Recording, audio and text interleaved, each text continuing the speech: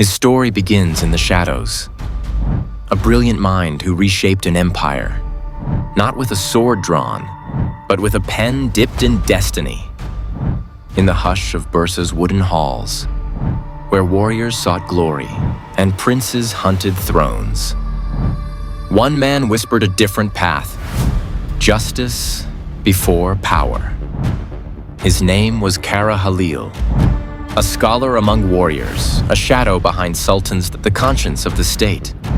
Beneath his calm, he planted the roots of a dangerous idea, a seed that would turn the children of distant worlds into the undefeatable pillars of Ottoman power.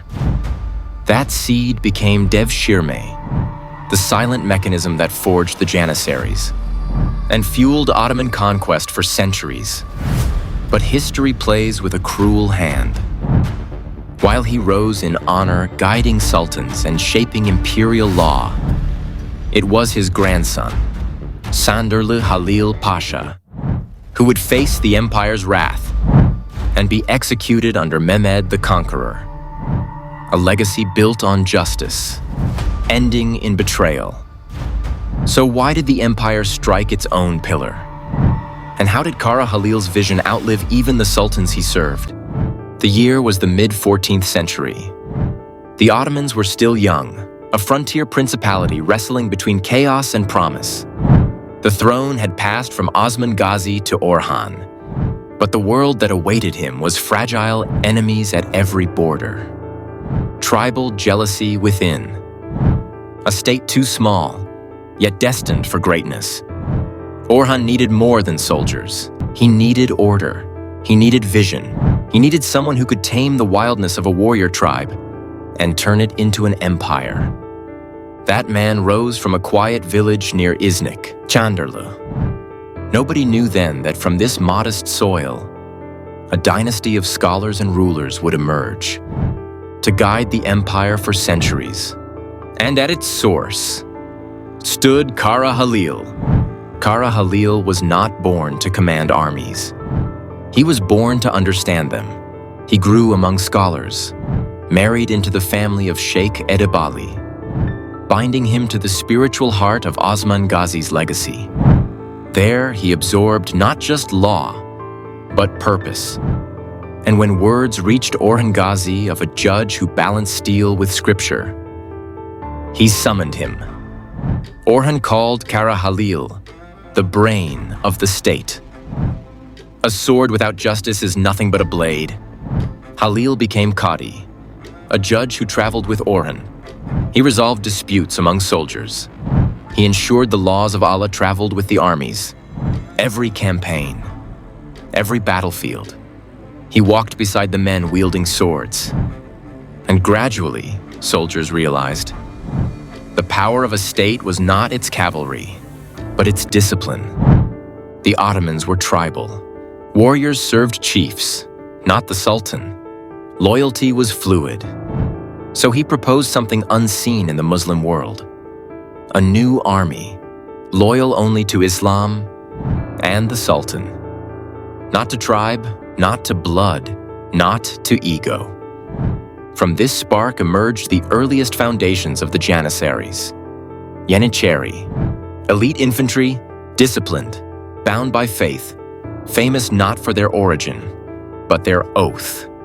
They carried swords, but their power lay in devotion. To ensure purity of mission, Halil sent judges with armies, so that war would never forget morality. He said, "When scholars stand with soldiers, wars are won not by swords, but by faith." The 𝐇𝐢𝐬𝐭𝐨𝐫𝐢𝐜𝐴 system, later perfected under Murad, was his intellectual seed.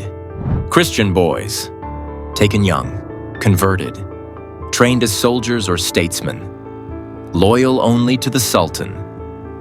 Merit, not lineage.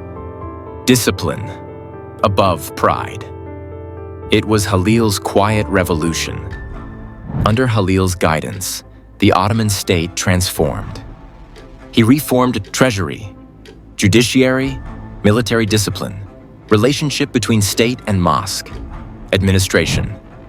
He believed the pen and the sword must walk together, so he empowered scholars, placing ulama beside rulers.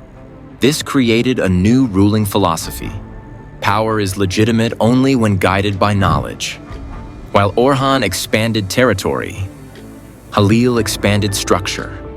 He was the architect of a state that could survive its leaders. Halil's brilliance echoed beyond his lifetime. His descendants, Ali Pasha, Ibrahim Pasha, and others, served the empire for 200 years as Grand Viziers, judges, advisors. They became the pen of the empire, balancing the sword of Osman. This family rivaled the Ottoman royals in wealth and influence. Perhaps too much influence, because power always comes full circle.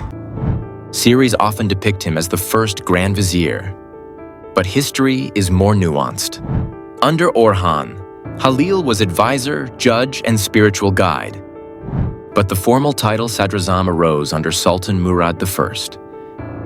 It was then that Halil became the first recorded Grand Vizier. In truth, he shaped the office before it even existed. In 1387, on campaign in Macedonia, in the city of Sarai the guiding mind of the empire fell. No bloodline feud, no courtroom conspiracy, just the old truth. Even the guardians of empire must meet Allah.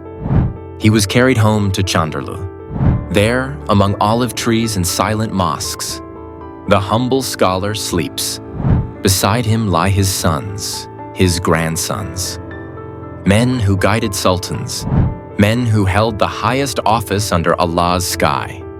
His grave still stands. Visitors say there is serenity around it. Like the man still whispers, "Justice first." His dynasty soared through the centuries, until the time of Mehmed II. His great-grandson, Sanderli Halil Pasha the Younger, stood at the gates of Constantinople. He advised caution, negotiation, not attack. But history does not wait for those who fear greatness. Mehmed conquered the city. Then he turned inward, against the family that once built the empire. On July 10, 1453, Halil Pasha was executed. The family's authority shattered. Their tomb in Iznik remained open to the sky. Roofless death, a symbol that even the mightiest counselors could fall. The dynasty of Chandarlu ended, but their design, the state they shaped, endured. Kara Halil stands at the crossroads of law, power, and destiny. His vision birthed an institution that transformed outsiders into protectors, and, at times, into kingmakers. His legacy shows that empires are not built by swords alone, but by the architects who design the machinery of state. Yet history and drama rarely walk the same road. In Kuruluş Orhan, his character appears early, serving as a wise pillar of the state. But historically, Kara Halil was born around 1330 after the passing of Osman Bey. So while the man is real, the timing in the series is not. His presence in the Orhan storyline is a tribute, a narrative way to honor a legend whose ideas shaped the Ottoman state.